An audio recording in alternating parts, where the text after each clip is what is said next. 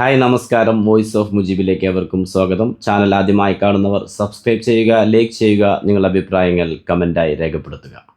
ഡൽഹിക്കെതിരെ സഞ്ജു സാംസൺ ഇന്നലെ നേടിയ century CSK coach Stephen ഫ്ലെമിങ്ങിന് സമർപ്പിക്കുകയാണ് സഞ്ജു സാംസൺ. മത്സരശേഷം സഞ്ജു സാംസൺ തന്നെയാണ് അക്കാര്യം തുറന്നു പറഞ്ഞത്.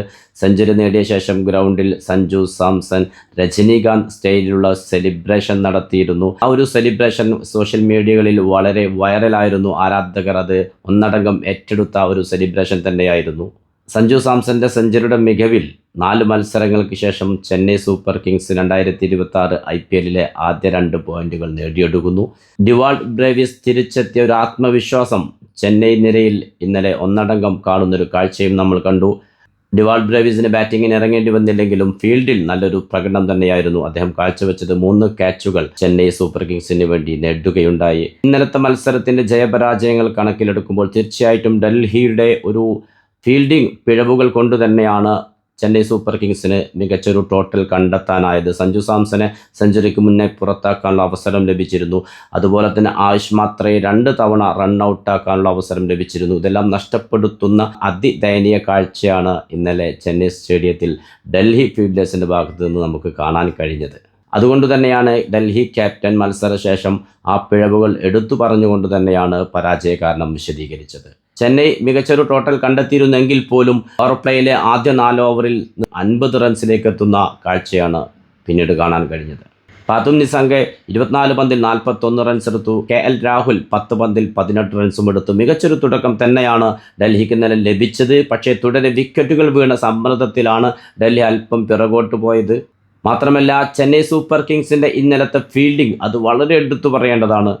അർദ്ധാവസരങ്ങൾ ഉപയോഗപ്പെടുത്തി വിക്കറ്റാക്കി മാറ്റുന്ന കാഴ്ചയാണ് ചെന്നൈ ഫീൽഡേഴ്സിൽ നിന്ന് ഇന്നലെ നമുക്ക് കാണാൻ സാധിച്ചത്. അതിൽ ഏറ്റവും എടുത്തു പറയേണ്ടത് സർഫറാസ് ഖാൻ ഒരു മുഴുനീളൻ ഡൈവിലൂടെ അക്സർ പട്ടേലിനെ പുറത്താക്കാൻ എടുത്ത ക്യാച്ച് തന്നെയാണ്.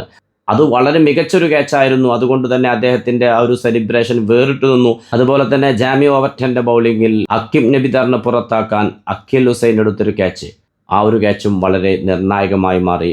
മാത്രമല്ല ഇന്നലെ ഫീൽഡിലുടനീളം ചെന്നൈ സൂപ്പർ കിങ്സ് നല്ലൊരു പ്രകടനം തന്നെയാണ് കാഴ്ചവെച്ചത്. ആ ഒരു ഫീൽഡിംഗ് മികവിൻ്റെ റിസൾട്ട് കൂടിയാണ് ഇന്നലത്തെ വിജയം. ബൗളിങ്ങിൽ ജാമി ഓവർട്ടൺ 18 റൺസ് മാത്രം വിട്ടുകൊടുത്ത് 4 ഓവറിൽ 4 വിക്കറ്റുകൾ നേടി.